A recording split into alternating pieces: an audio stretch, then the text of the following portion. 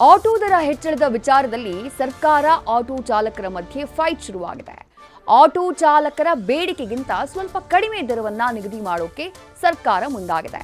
ಇತ್ತ ಸರ್ಕಾರ ನಿಗದಿಪಡಿಸಿದಂತಹ ದರವನ್ನ ನಾವು ಒಪ್ಪೋದೇ ಇಲ್ಲ ಅಂತ ಹೇಳಿ ಆಟೋ ಚಾಲಕರು ಹಠ ಹಿಡಿದಿದ್ದಾರೆ.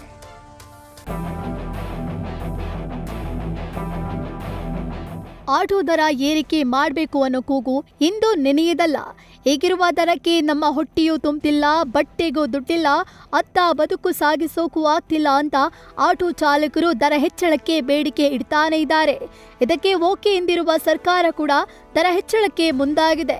ಆದ್ರೆ ಅದ್ಯಾಕೋ ದರ ಹೆಚ್ಚಳ ಮಾಡೋದಕ್ಕೂ ಮುನ್ನವೇ ಆಟೋ ಚಾಲಕರು ಅಸಮಾಧಾನ ವ್ಯಕ್ತಪಡಿಸಿದ್ದಾರೆ. ಸರ್ಕಾರ ನಿಗದಿಪಡಿಸಿದ ಆಟೋ ದರಕ್ಕೆ ವಿರೋಧ.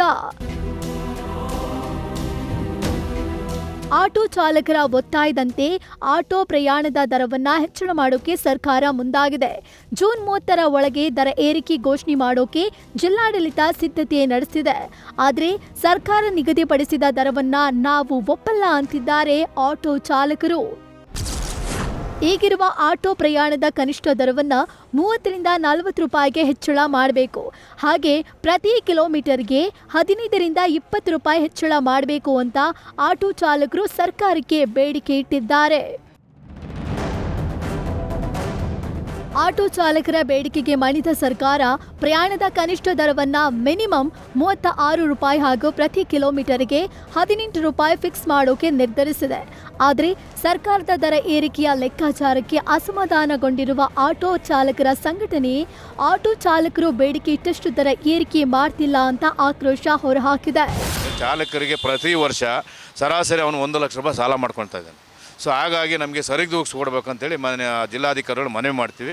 ಸೊ ಅಕಸ್ಮಾತ್ ಅವ್ರು ಏನಾನ ಹಿಂದೇಟು ಹಾಕೋದಾದರೆ ನಾವು ಅನಿವಾರ್ಯ ಹೋರಾಟಕ್ಕೆ ಹೋಗ್ಬೇಕು.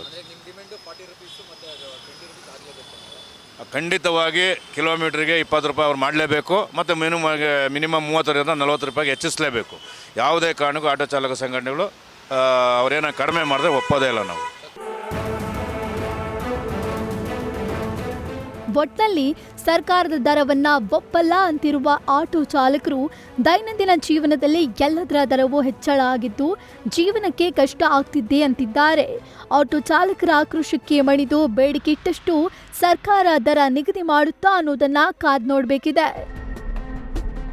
Bharat Krishnappa, news first, Bengaluru.